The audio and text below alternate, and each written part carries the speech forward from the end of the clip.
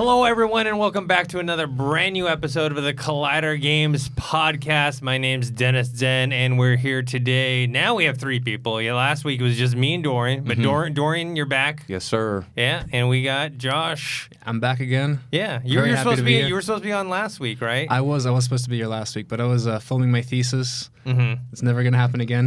Never gonna happen again. I'm happy to be here with Dorian. It's the first time I get to do the podcast with Dorian because I've known this guy for a while now. It's been a minute. Finally on the podcast together. It's there we dope, go, though. man. Talking games. Yeah. Talking games. Last week, he left us off last week. I had to do a lot of talking. Wasn't a fan of it. That's all right. I got your back now. now. Look, now there's three people. That's the right amount for this podcast because everyone can get what they want to say in without having to talk the entire time. Yeah, big news. Was it yesterday or the day before? It was announced. I think it was yesterday. Yesterday. Or I think it happened yesterday, but yeah, either way, the big news was yesterday. Okay. So Ninja is leaving Twitch for Mixer. So they made this whole announcement. They put out a video. Personally, wasn't a fan of the video. It was the first one or the second one? I don't know. Because he posted that first one. It was like an actual, like, looked like a professional commercial type. Yes, and then yeah. And then I guess he posted a video under, like, with him, like, actually talking to the camera. I didn't see that. He should have. I would have personally think he should have just done that to begin with instead of like making it all dramatic and stuff like that. All dramatic, and also it was just him playing himself, like himself, but then him playing other. I don't know. A lot of people do that ever since. Was it like Eddie Murphy did it like way back in the day? And there was just an announcement. Professor, Marlon Wayans has a show where he's playing like 6 different people on a Netflix show, like coming out soon. Yeah. It's just one of those things that a lot of people like to do. It's really gimmicky, and usually unless you are Eddie Murphy or of that talent. It usually you shouldn't be doing it. You shouldn't be doing it. It doesn't go well for you. I know Brendan. I don't know. You guys don't watch UFC, but Brendan Schaub, who was a UFC fighter who's now turned into a kind of podcaster / comedian. He had his special, and he did the same thing in the beginning of his comedy special. He played multiple different characters. You know what I mean? Like that's always a sketchy deal. You know what I mean? Yeah. Anyway, so I was not a fan of that video per se, but I didn't see the second one. I'll go back and watch the second one. I think that's probably the way they should have gone. Right? It was more personal. More personal. Him talking to the camera, like it seemed more sincere of him, like just giving us more information about the news rather than like making it gimmicky, making it feel like, hey, I'm about to be. More professional. I don't know. For the longest time as well, if you look at this guy's career more recently and the money that he's getting and the fame and the clout, if you will, that he's getting, it's a relationship between the viewer and him. As soon as you make it a commercial, it's like we're the people themselves. You don't have that. What's the word I'm looking for? I don't know. Connection, transparency. Connection. You don't have that connection. You're immediately taken away from it because it's like, oh, this is a commercial. This is a well put together video. It's sponsored. And there's nothing wrong with that, but in this case, for this type of announcement, it's unnecessary. Also, he's a streamer. Like if they want to do a commercial later that's like promoting Ninja on Mixer and it's done in that style with that production value, I have no problem with it. I think as an announcement, right? It's a news announcement. I thought like having a real press like invite IGN and invite GameSpot, invite whoever else there and do a real like here's an announcement. Here's they can ask questions type of thing. I would have liked that. Yeah. I look at like celebrities as well, and with their Instagrams, they do the same thing. They just like film it off their phone. It's personal. I like that. I think it connects with people a lot better. And like you said, I saw a little bit. If you look at the thread, there was like I guess it's like more 60-40. Like people, his dire fans are like, yeah, we're with you, but like half if you look at the thread, it's like just people like, hey, Twitch is giving you a platform. Yeah. This is. You built your base on Twitch, so it's like where's the loyalty? Where's the loyalty? Yeah. And I can see both sides because it's like maybe he is a content creator. He wants to do new endeavors, do new things. So it's like, yeah, if he wants to explore Mixer, give it a shot, like try it. But like you said, a press conference that would have been dope. It made it more like official, like it's an actual like it shows that esports and these type of things are becoming a big deal. have him do like a face-to-face on social media, then you drop that commercial at Evo or something. That would have been fine. Let's get into the real nitty-gritty here though, for real. So we can talk about the numbers as well, but for the most part, one of the things that stood out to me was that Twitch sent him a very nice farewell message. Yes. They tweeted, they're like, all the best, which leads me to think of two things. One, either they can't afford the deal that Mixer gave him, or two, they're just not intimidated. You know what I mean? Which is a fair point. But looking at the stats, I know he got 370,000 subscribers, 370 paying subscribers before he even streamed on Mixer. And and he actually like 20 before we just started, he tweeted out, he was like, we just hit 500,000 subscribers. Like, oh wow, yeah. So he's like, that says that he's a big name in itself, and that Twitch, the platform doesn't matter. You know what I mean? Because he can pull the viewers in from anywhere. That being said, I also found out that Microsoft is running a program where they pay for the first 2 months of your subscribers. So we'll see how many of his paying subscribers stick around after the 2 months. That's the real question. Yeah. I mean, this whole deal, obviously, who knows what other reasons he has for moving, but we know that it's money related. He's already got a huge installed base on Twitch. Leaving a platform for another one, you either have to have significant issues with that platform because either it's censorship or technical difficulties. I think that's probably the biggest one for him is censorship, for sure. And what kind of ads you can have, what kind of brand deals you can have, what you can and cannot show on camera. Streaming services live streaming services in general are still quite unregulated. You know what I mean? So it's up to the provider themselves or the company themselves to dictate what you can and cannot do.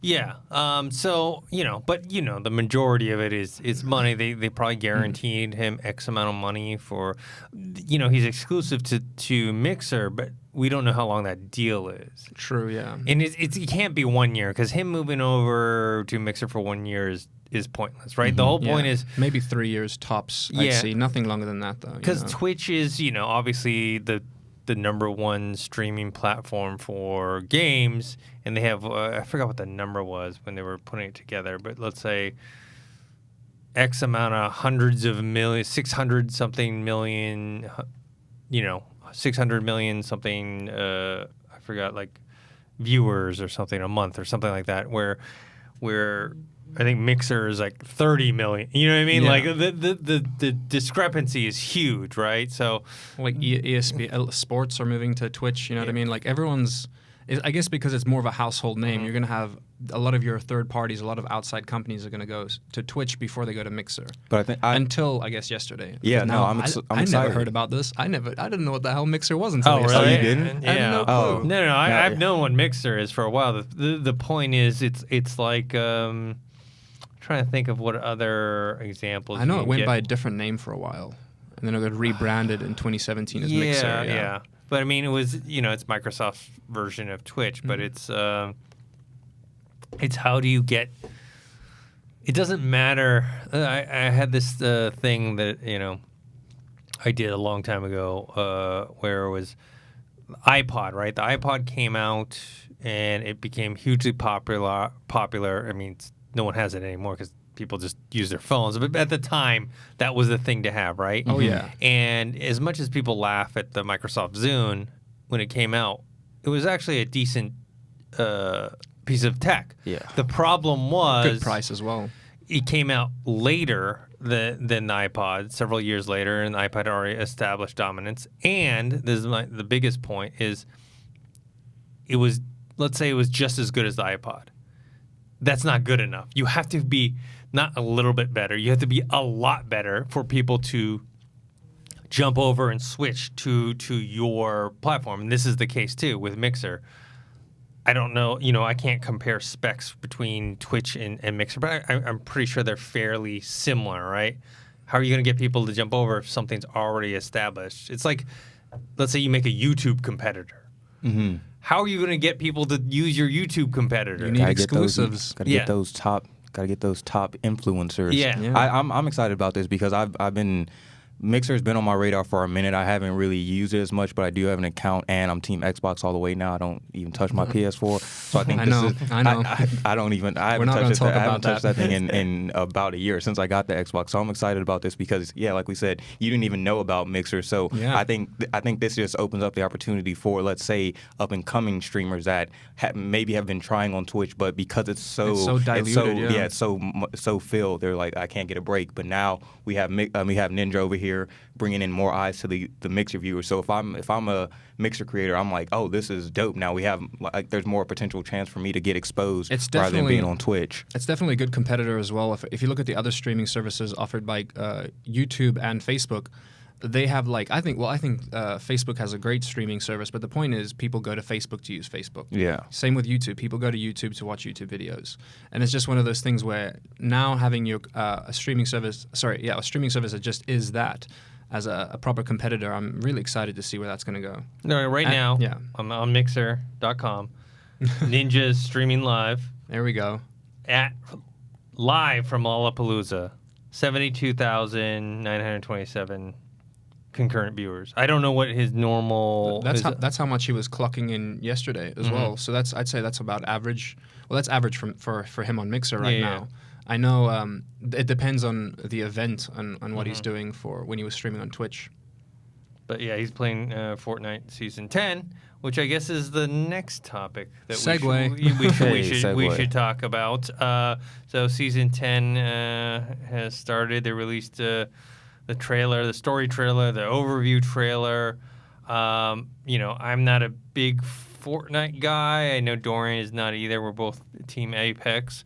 But Josh, you seem to be interested in this new season. Season 10, I am. I haven't played. Well, the past two seasons before this have been so boring, and just there's been too much stuff that they've added in. Like it was that for me was the biggest point. Like I miss vanilla Fortnite. They added way too much into this. Same with you guys. The minute Apex came out, probably I looked at Fortnite and I looked at Apex and I was like, why am I still playing Fortnite? You know what I mean? Yep. But this new season definitely puts a bit of hope in me because they've taken a lot of the things out that I didn't enjoy. They've also, as well as added a few things. One of the things that they've added is definitely going to get me to play is they've added mechs. Or saw that, yeah. They go by brutes, which it stands for something. I don't know what. They look like Titans from Titanfall. Yeah, they're like little Titans. That's a two-person vehicle. Yes. So you can have one person actually get inside the mech, move around. You have the other person using the guns and aiming. I think, so the one person who's controlling the mech, you can either dash, super jump, or stomp. And you can destroy pretty much anything that would be materials that have either been built or harvestable materials. Whereas the other guy, he controls the missiles as well as the shotgun. So you get a shotgun and a rocket launcher if you're shooting. You can have one person man it, but then it's like an issue of you switching seats the whole time. It is possible, though. So I think that's definitely the biggest selling point of this season is the mechs that they've added in. And the reason why I think it's a good idea is because they've gotten rid of so many of the other things that get you to move around. Like they got rid of the borders, the quad crashes, and the glider redeploys. So you're not nearly as mobile this season as what you used to be in previous seasons, which was, for me, it's nice. I didn't like how I could literally fly to the other side of the map. You know what I mean? I wanted I wanted the difficulty, if you will.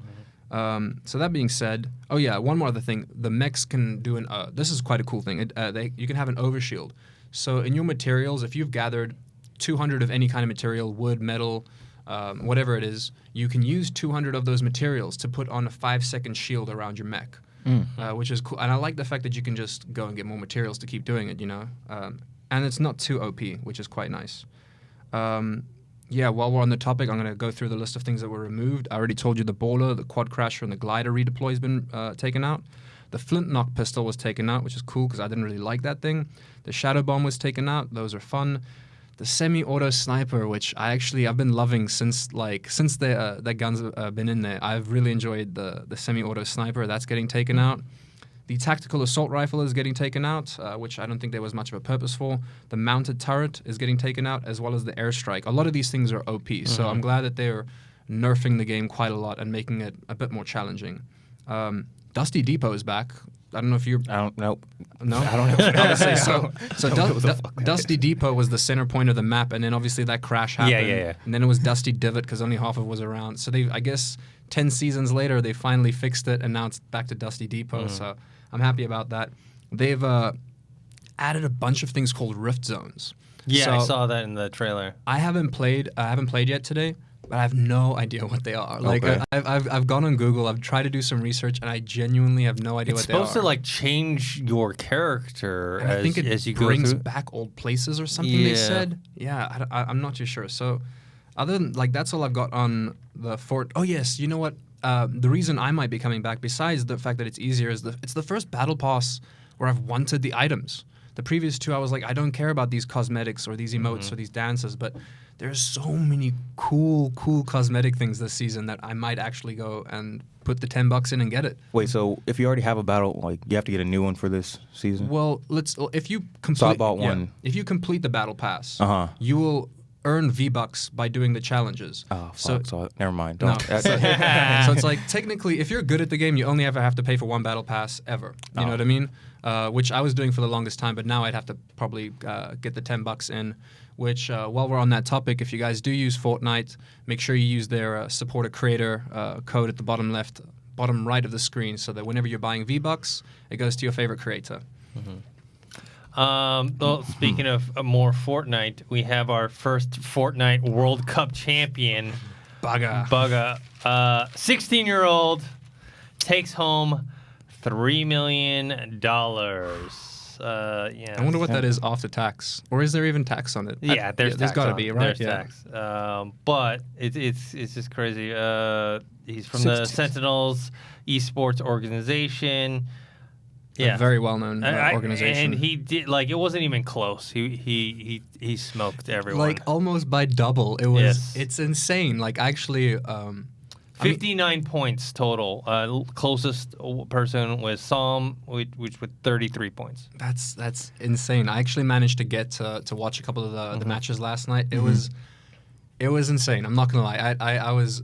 After reading it, I was like, okay, I guess I got to take a look at some of these winning matches. But man, it was really intense. The thing is, he brought such an incredible. He made a lead in the beginning. He did so well in his earlier matches that he could just coast. Yeah. Which was like even on day 2 when they were doing it was the duos. They worked out before day 2 that he had already won. Like it didn't even matter. Yeah. So you could have just not even shown up, and you still would have got a trophy. Well, No, you you'd have still to show up. coast. I Yeah, mean, you still got to coast. You know what I mean? But all right. another thing I liked about this championship is that they made it more about getting kills as well. Yes, So you couldn't camp yeah. out and hide and try that's to what I would wait have around. done. Like that's I see me. Well, I see they me want doing it. a They want it to be competition. more exciting, right? They Oh, want yeah. people to watch, so no one wants to sit and watch some guy be like, Hiding okay, in a bush. I'm in the lead. I'm just gonna go hide in the corner over there. So, but don't feel so bad for second place or third place, Yeah. Psalm or Epic Whale, because second place Psalm, $1.8 million. So, okay, he didn't get the $3 million. He got 1.8. Third place 1.2. Fourth place 1 million. You know what I mean? Like, Wait, fourth place was yes, holy shit. Yes. 10 play. Fifth place got 900K. Like That's fucking insane. Yeah. So like, it's not like any of these people. Look, 10th place, yeah, 200, even 10th place is you're still eating good with 10th place. $225,000. I So, need to step up my yeah, game. That's So what I need to do. yeah, I wouldn't be crying like if I was like, oh, I didn't win. Like I Well, won. you got the list up there. Yeah. Was Tfue in the top 10? No. Wow, Tfue didn't even make the top 10. That's crazy. You got to put the weed down, Tfue. Hey. I don't know if you guys heard about that. He got busted on Twitch a while No. ago smoking. And then they had a duos tournament as well, where apparently a couple people, I don't know, because I'm not as familiar with Fortnite, but I guess a bunch of cheaters got, booted and eliminated. Who does that? And then people booed them. What did they do exactly? Yeah. I don't know, but who cheats at a world championship? You know what I mean? Where there are so many people watching you, there are so many technical aspects involved. You got to have some incredible balls to go into that situation and go like, you know what? I'm gonna cheat. Like, How would you even cheat? I would. They probably. I don't know. It You could have bring been like a USB key or something like that? like I doubt it would Were they be. on Adderall? Is that considered? I know that. Is that a thing? You can't be on Adderall? Yes and no. I don't know. Like Performance I've enhancing I've heard that there drugs. are like regulations around Adderall and Ritalin and things like that for gaming. No, I think it would be they're not going to go with an aimbot. They're not going to install software that's not allowed on there.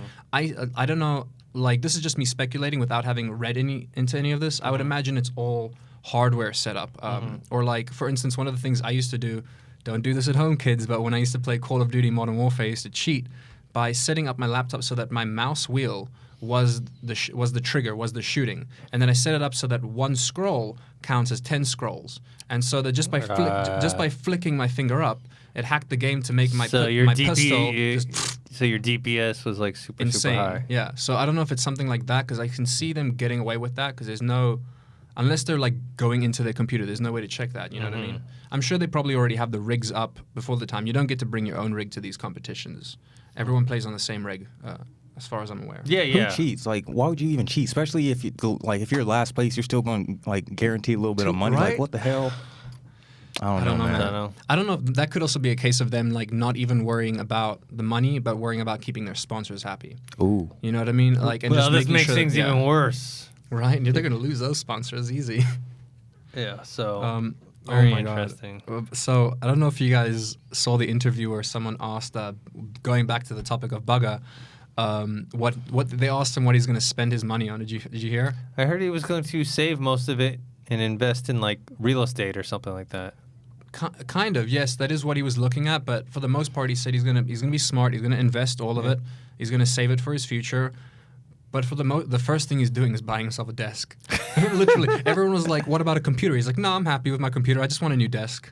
That's like his number one thing. He just wants a new computer desk. Whereas the guy who came in second immediately said that he's going to gamble it all. He's going to gamble it all, or he's going to like invest it into some stocks. And then he had like friends who were stocks is just gambling for exactly. adults. It's just, and someone said, "How about getting a financial advisor?" And he's like, "Financial advisor, blah blah blah. That's boring. Nah, I'm just gonna." How was the second place? That's funny. Like this 16-year-old first place has his head on his. Has right. his brain, like me at 16 getting $3 million, boy. I got no idea how old. Sam. I have no idea how old he is, but yeah, he literally. Yeah, he's either going to gamble it, invest it, or he doesn't want any financial advice. That's me too. He even said that he's like, no, I don't want financial advice. Great. All right, let's move on. This one actually just came out this morning. Halo casting. One other thing I want to bring up, just because this was quite funny. So obviously the kid having won got major clout from this. You know what I mean? He got all the clout. So much so that he got hacked. Yes. He got his social media account. His social media account got hacked. Like, that's crazy. Right after. But he had his social media team get it back. Yeah. 16-year-old kid has a his social media team. The amount of viewers he's going to be getting on Twitch or Mixer at this rate, it's probably a good choice. Well, maybe Microsoft will scoop him up. Right, get that exclusive. So now we've got Halo casting news, television series that has been ongoing for a while. We had Pablo Schreiber was cast as Master Chief, but now they have announced a few other ones. The two most notable ones. One is I didn't pronounce her name. Natasha McCloin as Dr. Catherine Halsey, the creator of the Spartan program, and Cortana as well.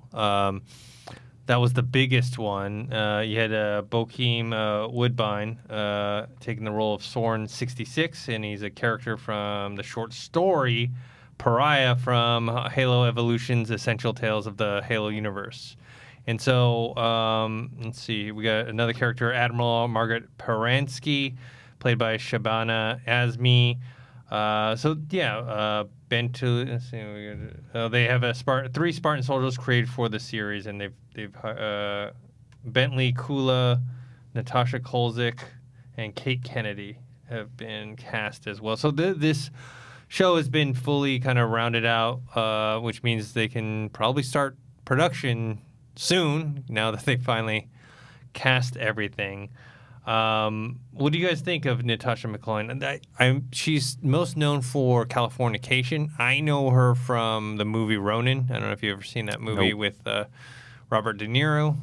No. I haven't seen movies. I know of it, but I know of it, but I haven't seen it. I know her from Californication. Yeah, okay. Yeah. What do you guys think?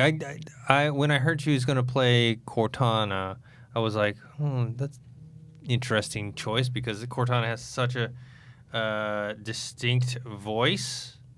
and she's whatchamacallit, she has an accent. So I mean, obviously she can change her voice. So I don't know what her Cortana voice is going to be. I know, knowing, speaking from like my actor's mind, I think she's going to own it in terms of create something unique that's unique and new. She would be, in my opinion, I don't think it's a good idea to go for the Cortana voice or just the issue with when you're dealing with characters that have already been around for a while. And I know we spoke about this in terms of whenever we talk about any kind of live adaptation, when you're dealing with characters that have been around that people know, it's an issue of like, you either need to step away and give us something completely different, or you give us the exact same thing. You know what I mean? Otherwise, people will be upset. At least that's my take on it. So I hope that she goes her own route with it. I think that would be nice. I hope most of the actors go their own route, if you will. Well, I guess there's looking back, like I've only ever really played Halo 4 because I'm a PlayStation kid. Never really had Xboxes for the most part at all. So I'm more excited about the show just because I want to know more about the universe. Like that's one of the things that stood out for me the most is I want to know more about the story. That's what I want to follow. I'm pretty much on the same boat with you. I haven't played any Halo games, and I'm not too familiar with the ensemble cast in general. So I'm just going into it as a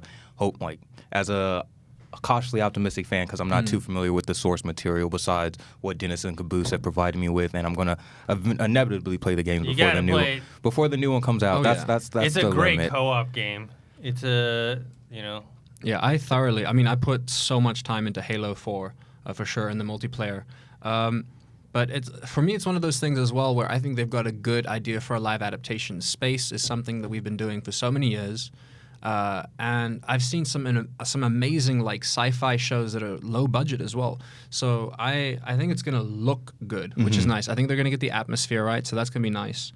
I don't know. Well, once again, we haven't seen any stills or anything like that. But I look at cosplayers and I look at what cosplayers have done in terms of dressing up like Master Chief and things like that, and it's good. It has to look awesome. Like I think they have to go out of their way for these characters to not look cool. You know what I mean? And like to not purposely try to sabotage or something. There's no way it can't not be. One thing I did think was interesting is from the ensemble cast is Natasha Kolzak. She's also in the upcoming TV show The Witcher. So so it's another adaptation. She's sticking to the video game adaptation series. So hopefully if she did that and she probably saw something good with this script and was like, hey, let me get in that franchise too. So that kind of makes me more optimistic about it because she already has that familiarity with video game adaptation. So she knows like if it's going to be a hit or miss or not. Yeah. So hopefully it's fire. I hope they pull off the combat. That's probably my biggest issue or worry is like not making it look like stormtroopers.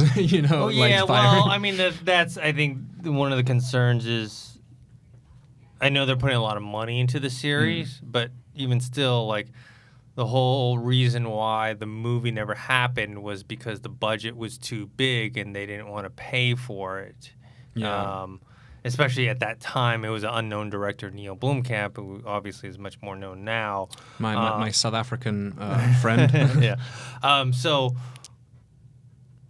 Showtime is going to invest a lot of money, but at the same time, even, with that, can it keep up with what the visuals they need, right? I mean, Halo is a world that demands atmosphere. Yes, you need large ships, you need suits, you need scale, you need weapons that are from another world. You know what I mean? Advanced technology. It's like because have you seen like any of like the web series or I have, yeah. Because that's what makes me ask the question. Like, do you think this could have been better as a mini-series? And by mini-series, I mean like limited series. A limited series, or even like a couple of short films. Like I don't know, but like 10 hour episodes. You know what I mean? Yeah, but I mean that's what I'm saying is like 10 episodes that are an hour. You have the Halo like web series stuff, and it's like you know for the amount of money they got they look good, but you can tell that it's like a web series budget, right?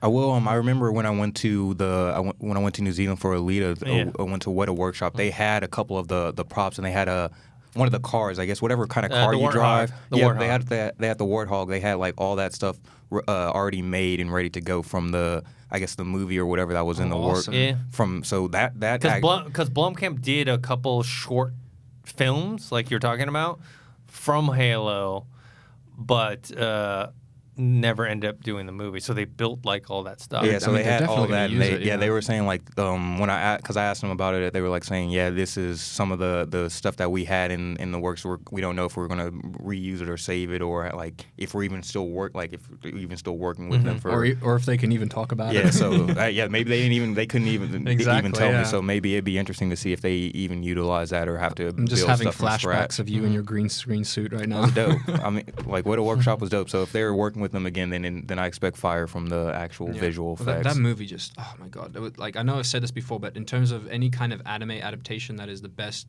live action anime adaptation I've ever seen. Ghost in the Shell was just and we probably won't get horrible. another one. Yeah, you know what? Well, I mean, there is no another one. If you look at it, like I've read the manga, I've looked at the original. That was it. How they said, but you could tell way it ended. The way it ended, it seems like they're. That's literally how the anime ended. Oh, for real? Yeah, but you got to read the book. No, dude, I'm pretty sure like. Oh no, I agree with you, but I'm saying like I think they were wanting like Rosa Salazar was like saying like they want to do another one. I mean, it would be I that's what I'm thinking about the Akira movie as well, which like I spoke about, Which is on postponed. I don't think that's happening. I mean, they're still casting for it, like, Box 38 or whatever the hell code name it goes for. I keep seeing it on Backstage. And they're only casting Japanese, more specifically, they're only casting Asian to play Japanese. But it's one of those things where I would have preferred a sequel. Like, I don't want to see them redo the Akira movie. That's only like a quarter of the story. Like, you only see Akira himself for like a couple frames, the little kid. I would have preferred they bring back the original. But I mean, the movie's very different from the manga, the animated movie. It's not for me. Not so much. It's just Really? It's just the first book. The first like book and a half. Because I remember I read the first book after loving the movie, and there was just, I mean, yes, it was mostly like it was similar. There's a lot extra, but yeah. Yeah. So it's definitely like and it goes the story beyond carries too. on. Yeah, like the story does carry on. So it's one of those things where, I mean, this is off topic, but if they were going to do a sequel, I guess it's open to interpretation with Alita. I mean, they kind of ended off. Where if you haven't seen the movie at this point, sorry, but they ended off in a point where it's just implied that she's going to go take down the head honcho, and that's that. You know what I mean? Yeah. All right. So that's it for Halo. I'm excited. I mean, I'll get more excited once a trailer comes out, right? Exactly. That's the thing. Or some stills or something, yeah. Yeah, where you can see the visuals, because I think obviously we want good story, we want good characters. That's the most important thing. But for fans of the franchise, they want to make sure that it looks the part. I guess they're gonna wait for sure as well. I think a lot of people learned the lesson that the Monster Hunter World movie that they're doing. I think a lot of studios looked at that and went, okay, we got to make sure that we don't release stills unless we know it's what fans want. Because when those Monster Hunter World stills came out, people were fucking furious because they only showed like the American soldiers, and we were like, is this what we're getting? Where's all the monsters? Where's all the the epic swords and stuff? While we're on that, I know Terry Crews and Dave Bautista have expressed them wanting to do a Gears of War movie, which is a little off. I mean, it's on the same topic, but how cool would a Terry Crews, Dave Bautista Gears of War movie? It would be funny. It would be action. I'd like that. I'm all for that. I say Bautista wants to play Marcus Phoenix. I've seen him. He tweets about it. Who knows if that actually will happen or not? I mean, the movie and the casting. On a side note, if you have Xbox Gold this month, Gears of War 4 free. Oh, nice. So it's one of the games for Gold. So I'll be downloading Add that to my list. I'm just getting through Borderlands. Oh, so good. I'm playing catch up on all these games, man. Yeah, you got to get on Halo. What Borderlands are you on now? Borderlands, the pre-sequel? The pre-sequel. Yeah, that's a good one, yeah. I'm playing through the second one for like the 100th time now. I'm just jumping back and forth because I'm on whichever one I'm on, I guess it's like the first boss where you have to like jump up, like jump super up. Oh, I got you. I keep dying on that. Let me tell you this right now if you don't know this. So you know the golden chest? Uh-huh. So the key to open up the golden chest, just go on Gearbox's Twitter page. They give you like codes every single month to get like 15 keys. Okay. So like trust me about that. Like I have like 30 golden keys, and whenever I reach like a new level, I don't even think I follow them. Like, dude, do that. Follow Gearbox Games, and then just look at their like pre-sequel and Borderlands 2 codes. And it's still active? Every month, because they know people play. And then Okay. especially up until Borderlands 3 comes out, they're probably going to do this. Okay. And dude, yeah, it's the best, because then you get like the legendary weapons like every like couple Bet. of levels. It's so much fun. All right, sorry, Dennis. Back to the... All right, now just moving on to the Outer Worlds. Sorry, Outer Lands is a...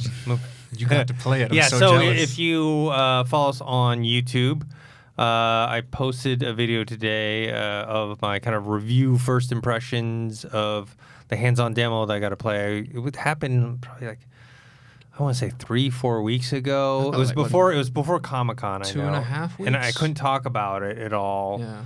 I got to play for like 2 hours or so. They first let me play like from the beginning with kind of the story and create your own character, and then played a little bit of the first like kind of intro levels, and then they skipped me ahead because all the video footage is from the second part, because they didn't let me or didn't let anyone record the introduction stuff. Which makes sense, because that's a big part of the Well, game. That's a big part of the fun. Yeah, and they want people to Don't spoil it, get into it. So, I will say it was a little jarring to jump from like this one, the beginning of the game to kind of. I'm sure it wasn't that far ahead, but maybe 2 or 3 hours ahead into the game. Did you ever play any of the Fallout games? I'm a huge Fallout fan. So. Okay. Then obviously, like I said, I have a couple questions. I've been waiting for this podcast just to ask you then. Okay.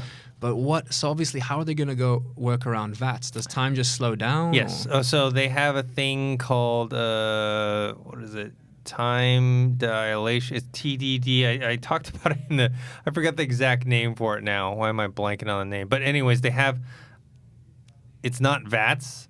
It's just a slowdown mechanism. Okay. So there's like a meter where you have slowdown, and you can engage it when you fight, and then the meter goes down, so you can't use it all the time. And you got to wait for it to come back up. Exactly. And it slows everything down. Does it still give you like the stats per limb kind of thing, or that's just, like I had a feeling that's Fallout exclusive? Yeah. Yeah, Fallout exclusive. So there's no, with VATS you can say I want to attack this, and this, and then also it slows down super slow in Fallout, so you can make those decisions, and then once you release it, it'll do the things for you. This is nothing like that. This is all real time. It just slows things down. You have to aim. You got to fire. Definitely makes it a bit more competitive for sure. Yeah, I mean, it's just one of those things where more action. They can't, VATS is something, that is from Fallout, so they couldn't copy it completely. I mean, the two creators they worked on Fallout 1, didn't they, and Fallout 2? Yes, the guys who worked on Fallout 1, Fallout 2 were working on this game. So that's why I have high hopes for it. This is by far one of the games that I'm most excited for. Is this, as well as Beyond Good and Evil 2. Yeah. So I mean, this overall playing it's very polished at this stage. Only had a slight hiccup of when you loot people, there was a slight delay, and sometimes when you go over a body or a container, you have to wait a little bit. So that was kind of annoying. But other than that, most everything was pretty smooth. The graphics were good, but those type of games never have the best graphics, right? Because it's like a big, large world, and you got so much going on. But it is, if you like Fallout, you're probably gonna like this game, because it's just imagine the Fallout engine with better graphics and set in a different world, right? But in terms of like actual gameplay mechanics, it's very similar. I will say it's more FPS heavy though, where in Fallout, like especially with VATS, sometimes you just kind of go around, do VATS. The FPS part of it is a little more clunky, right? There's no third person. Oh, that's right. They said that there's no third person at all, I think. Or I'm not sure. I didn't see a third person. Besides probably looking at your character and things like that. Fallout had that third person. No one used it. The only time I ever used a just third person look at your character. Not only that, if there was like a cliff, I'm trying to jump up. It's just easier to do that, like that type of stuff. But other than that, no. What were the NPCs like? You're talking about companions or NPCs? NPCs, not companions. Okay. Like just actual like story richness and dialogue richness. What was your interaction with NPCs, if you had much? I had a little bit. It didn't like I went to a town and then you talked to some people, but it was very superficial. But there were some people you would run into that would give you some information. So it just kind of, it depended on the NPC, right? But the other big thing is you can do 2 companions instead of 1. Oh, that's quite handy. So it's more like Mass Effect or Dragon Age, where it's like, okay, now you have 2 where they can interact with each other and talk to each other, and you can also talk to them and get your side quests and whatnot. That's quite cool. I really enjoy that. Yeah. Yeah. So I mean, it's not going to be anything groundbreaking in terms of like gameplay mechanics because it's. Are there any random encounters? I'd imagine there are random encounters, but like what?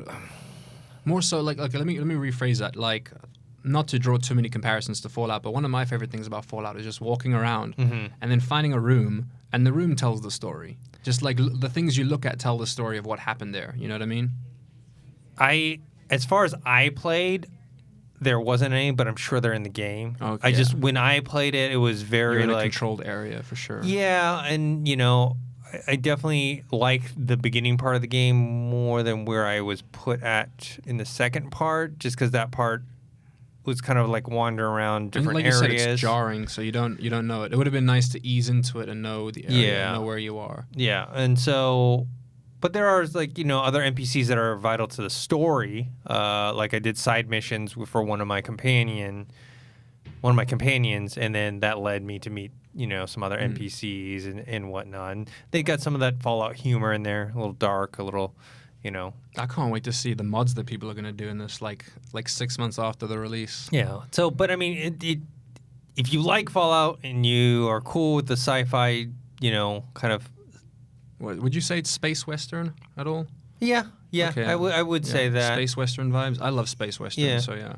Yeah, it's definitely got that vibe. So, I it's very promising. It's one of my most anticipated games. But the only thing I would say is like, don't expect anything that's like a vast difference from Fallout. You know what I mean? Like the UI is enhanced. That's what I loved about New Vegas that Obsidian did, was they did a lot of UI enhancements. They did the companion wheel. New Vegas was the best Fallout by far. They did the companion wheels. They had the the companion storylines.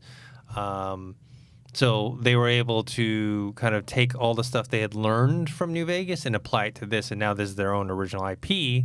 So I'm hoping that it delivers on I what think it looks like. I think it definitely will as well. I mean, I remember when the first E3 trailer dropped, I knew I was getting something very similar to Fallout as well. So I think that they've done a good job of. I think the fans know they know what they're getting. It's just we're excited for the story. We're excited for the new atmosphere, the new place it is, especially looking at Fallout 76. Yeah. Yes. That's actually a great reason for them to come out at the timing. I'm sure they didn't plan it that way because but they're quite lucky, they were already developing it in 2. They didn't know Fallout 76 was going to be such a bust. So it just happens to fall in this nice area where, one, there isn't a lot of huge AAA titles coming out this year. You're right. Yeah. So it's coming at a good time. We have the Fallout 76 kind of. What's the release on that? It's October 25th. Oh, that's soon. So Xbox One, PS4, and PC. That was another part of the thing, is they announced a Nintendo Switch version, but they haven't given a date yet. That's going to be tough. I mean, like graphics wise and just the world wise, that's a big endeavor. Another reason for me to get a Switch, man. The Switch is just getting like massive BDE with all these exclusives. It's getting. I need to get a Switch so bad. Even the Switch. And we spoke about the Switch Lite a couple weeks ago. But even that, like, I mean, look. As soon as the Switch Lite comes out, they're definitely going to bring out an adapter for you to plug it into your big TV. There's no way they're not going to do that. But man, no, I'm getting a Switch.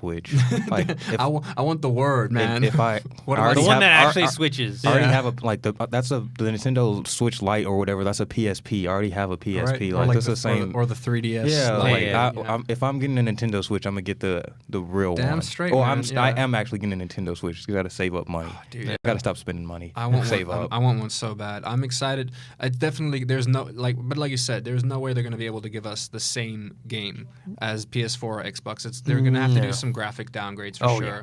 Like I think Skyrim is on the Switch, but I don't think that this. It's not the special version, is it? The one with the updated graphics. I think it's just probably not. I think it's just the stock Skyrim. Yeah. Yeah, I mean it was originally on the, the 360. So. Oh yeah, exactly. It's probably that one. Yeah.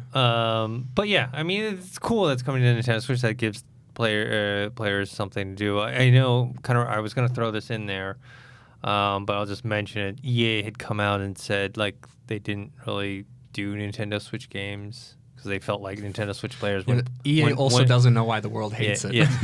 Why they figure they think Nintendo Switch players wouldn't play their games, which I think is odd because what's better than playing either Madden or FIFA or anything on a screen like that type of screen? And it's just more microtransactions for them. I don't see why they wouldn't be on board. Yeah. So that was interesting. But once again, that just proves the point as to why the consumers and the gamers look at EA like, what the hell are you doing? Like, that way of thinking is just stupid. That's a waste of money and potential. But yeah, overall, I really like the Outer Worlds. I'm looking forward to it. And I think it really just depends on the story and the characters, right? How interesting is the story and characters going to draw people in? And that's what keeps people playing Fallout. Exactly. Because like, why do you explore in that world? And that's what was missing from Fallout 76. Like, you didn't have the story, you didn't have the characters, you just had the shell of the game. And now they're adding NPCs. And no one plays. I mean, Fallout 4, the gameplay mechanics, all the gameplay mechanics fit into what you're trying to do story-wise or I will say the one thing that brings me coming back to Fallout 4 is creating settlements. Okay. That's like that mechanic for sure kept me coming back when I finished the story. A lot of DLC around that, setting up my own Thunderdome, making a Deathclaw fight one of my little dudes because I'm evil that way. Are you playing on PS4 or are you playing on the PC? PS4. Okay. Just because I feel like the settlement stuff is like made for someone with a mouse and keyboard. You know what I mean? Oh, for sure. And also because it's a little pain in the ass to do it with a controller. On PC, you can do more because you have more resources as well. Like your settlements can be bigger if you install a couple mods. But no, you're right. It's a rich story game. It's all going to depend on the story for this game. And from the trailer we all saw at E3, it looks funny. The story's quite good. I'm wondering how. Because for the most part, I'm sure it's like most Fallout games where it's like you make your own decisions, you carve your own path. Yep. Whereas like Cyberpunk's going a different way, where it's like, no, we're just gonna have 3 storylines for you to play. You know what I mean? Which is a lot more controlled, so I can see why they went that route. But when you're doing a route of you can go any way, you have to add so much. You know. They did go back to not that they had anything to do with Fallout 4, but they went or kept the whole there's no voice for the narrator. Okay, yeah. So it's now just dialogue options. When you click it, that makes sense. They just answer, right? Because remember, Fallout 4, there was a big controversy over they added a narrator voice, or not narrator, player voice. A player voice, yeah. So, all right. Next up, Wolfenstein Youngblood. Bro, what are your thoughts on it? I have fun sometimes. It's fun, but it's hard. It's frustrating as hell. It's hard. Ridiculously hard for no reason. And we switched the setting. We were playing on normal. And we just kept getting destroyed. That was normal? Bro, yeah. Like when I came in last week, that was normal? That was normal. And then we were like, we went back and played it again. We tried like a legit like 10 rounds, like kept dying. We were like, all right, let's switch. Let's go down a little bit. Yeah. So we switched it to casual. Still kept dying. We switched it to like a lower level, but like it's casual and then easy. So we were like, all right, let's switch to casual. Switch to casual. Still getting wrecked. Yeah. I mean, one part was we forgot to upgrade our guys. But there was a good portion of the time where we had all these like skill points and why aren't we doing good? Yeah. But even after that, it was still it made things better, but it was still a lot. It was the problem is it's a co-op game and you have to share lives. And as soon as one person's dead, you got to go revive them. And if you don't revive them, they pull a shared life. If you have no shared life and they die, the game you don't keep going, right? It's not like that's that. It's not like okay, if you play Halo, right, and you play co-op, if your guy dies, your companion dies, you're fine. You can keep playing as long as you don't die too. Yeah. if you clear out an area or you run away, they'll respawn. As long as the host doesn't die Yes. or whoever, yeah. This one, it doesn't matter. You both have to survive. That's hardcore. I mean, I it's love like- that, though. Once we changed, when we had the regular settings on, it was like 1 or 2 hits, you're down. From a lot of the enemies, it's like if you get hit once or twice, you're down. Got to run over, revive the life. I don't know. I had fun. I think the most part about the fun thing is like us communicating back and forth. Even though we were shitty at it, it was like, all right, come help me up. Come help me out. Oh, where you at? Where you at? I mean, I'm dead. the game forces you guys to communicate and to build on those skills, you know? Yeah, it's definitely a fun game. I think just some of the enemies are ridiculously hard for no reason. Well, like those, they have these dogs that are basically like kamikaze dogs with bombs on them, and they just run at you, and then they explode, and you're dead. That's it. There's there's no explode. Oh, I'm hurt a little or whatever. It's just you're dead. Yeah. You're dead. And then someone else, so let's say his character dies, and I run over to heal him, and then another dog comes and blows me up. Then that's it. Then the game's you got to start back at the beginning. I do kind of like that because I think of a lot of most first-person shooter games. You play and you see a grenade at your feet and the grenade goes off and you're like, that hurt, but I'm still alive. Like, how? How am I still standing there? I guess it is a bit more realistic, and I don't know. Just after the 10th time dying by a dog, it's just like, all right, I've had enough. Yeah. I'm tired of this. I guess it has that Dark Souls appeal to it, where it's like, for me, like I love Dark Souls, even though I've never beaten any Dark Souls game, but it's because of those moments where it's like, yeah, maybe I'll spend months just trying to get past that boss, but when I do, it's so rewarding and it feels so good. But speaking about difficulty, I don't know if you guys spoke about this in last week's podcast or the week before, but the PS5 has when the PlayStation 5 comes out, it's going to have technology where it can tell how good you are at a game and then change the difficulty to either easier or harder without telling you. Good, I respect that. I'm down for that. I mean, I'm not a trash player, it's but kind of gonna be like, it smells like bitch in here. Turns it up. But I don't know. I was thinking about that as well. Like, I think that's actually gonna be a good thing because it'll. For one, you're always going to have a good time. It's going to be like, hey, you're struggling. We're going to make the difficulty a bit easier for you. But it's also going to push you to be a better gamer. But does it give you the option to turn it back up if you want? I would imagine that the feature could probably just be shut off completely, which I hope that is the case, that you can just turn the feature off if you want. I would turn it off. Yeah. But if I was like a gamer who was trying to get better, I'd leave it on because it's like once you get to you don't know when you're ready to bump up to the next difficulty. You know what I mean? It'd be nice to gradually slide into that and always be on the same difficulty. Let me give you an example of something. So me and Doran were at this one part of the game, and it was a pain in the ass because, like I said, there was like these kamikaze dogs, and then there was these mounted guns or whatever. Bullet. And then later Doran had to leave, and then me and Jack started playing, and then we ended up passing that area. But the only reason we passed that area was legitimately we walked to that area, and none of those things were there. Yeah. We walked there, and it was like, the dogs weren't there. The sniper wasn't there. They just completely went away. I don't know. And then Jack was like, "Oh, look, I did. Look at how good I did." I'm like, bro, you didn't do anything. It was just there was. So I don't know if that there. was a glitch or. That's the one time Jack, one time I passed it over, I was like, all right, yeah, here you get a shot. Yeah. Oh my God. That's so typical Jack, though. I love it. Yeah. So that was one of the. My question is, because I know you guys wanted me to hop on last week and I didn't get a chance. How does the atmosphere feel for the 80s? Does it feel like the 80s? Is it supposed to be the 80s? It's supposed to be the 80s. Yeah. It's more of an alternate reality. Well, yeah, it's alternate 80s. Yeah. Yeah. So like you really don't get that. Also, I guess from what you guys are telling me, you're like. I'm not even paying attention to the atmosphere. You don't even have the time to focus on. Well, because right now our character, we're in France, and France is overrun with, it's like Nazi controlled, you know? So it's just like you're seeing a lot of French architecture and buildings and whatnot, but it's overtaken by Nazis, and you see a lot of Nazi stuff around. They've got their insignia everywhere. They've taken over. There's like one part we were playing where there was like a stage where they were having a Nazi rally. You know what I mean? Like, so you're not really, you're not really getting, at least so far. When I played it, I didn't get a really 80s vibe from it. I got more of a alternate, like, you took The Man in the High Castle, or you know what I mean, like that type of vibe from it. The characters, at least when I saw them drop like the stills and like the cover, the characters look very 80s. You know what I mean? The teenagers. The that I saw, dialogue, I would yeah. say, is, I don't know about 80s, but it's not definitely present to like how they talk to each other. Okay. Like it's like, and their accents and stuff, like thick. Are they from the South? It seems like they're like how I think so. Some of the stuff she says, like, but I do enjoy the banter between the two sisters. Like it feels like they're like actually sisters. That's like, good though. Like genuine, like that's good. Companion. Yeah. All right. GameStop reportedly laid off over 50 regional leaders in an effort to restructure the organization after failing to sell the company.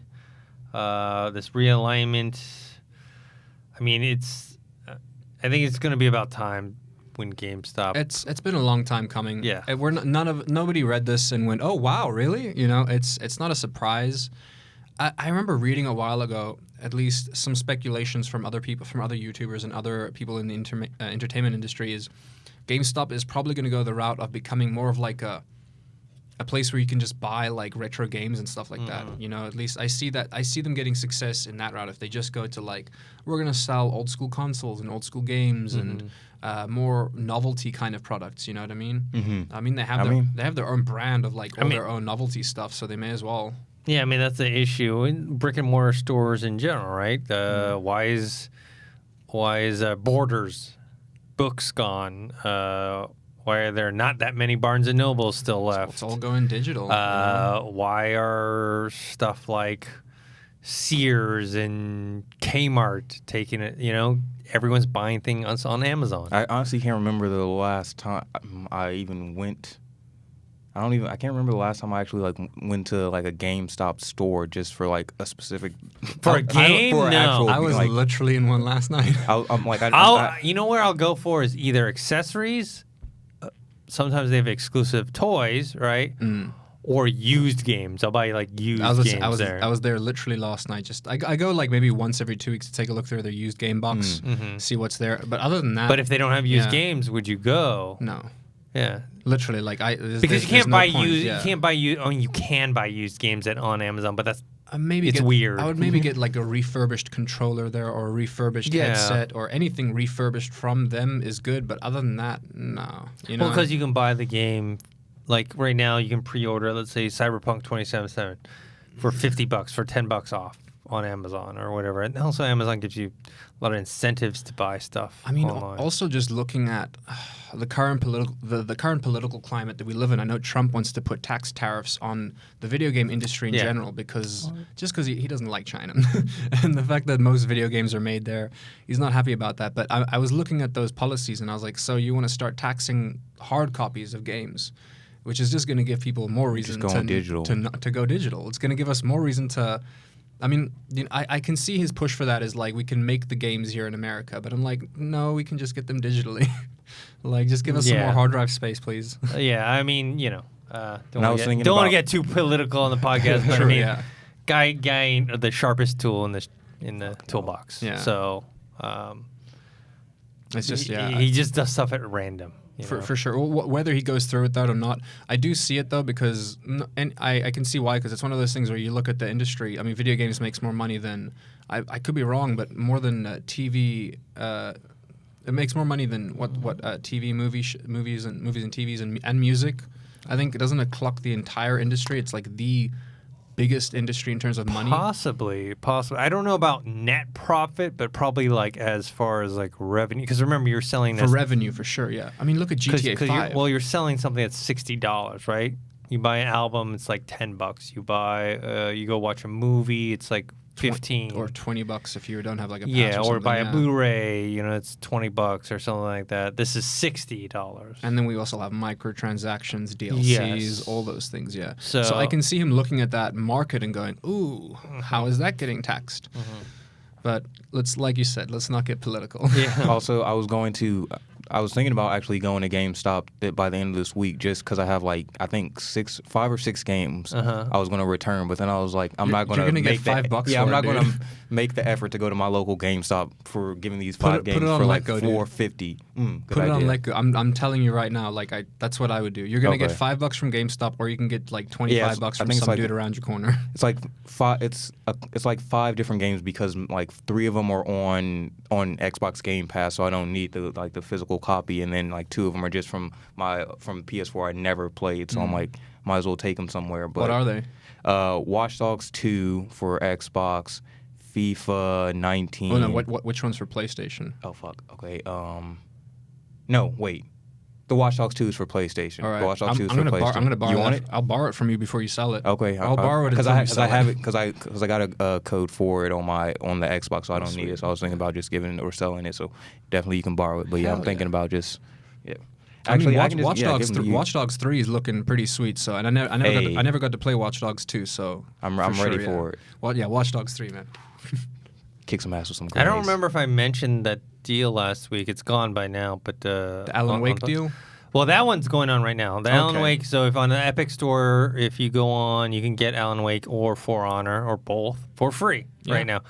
I don't even own a PS4, but I got The Last of Us remastered, but I got it for free basically because there was a deal on Amazon where you could buy it and you paid for it, but then they gave you the amount of credit back. So like I bought it for $15 and then they gave me $15 of credit. That's pretty interesting. So it's That's really free. cool. Yeah, you send me a link to that if you find that. I'd be interested. Yeah. All right. Let's move on to Twitter questions real quick. We'll wrap things up. Bet. Let me pull these up. All right. First one is from.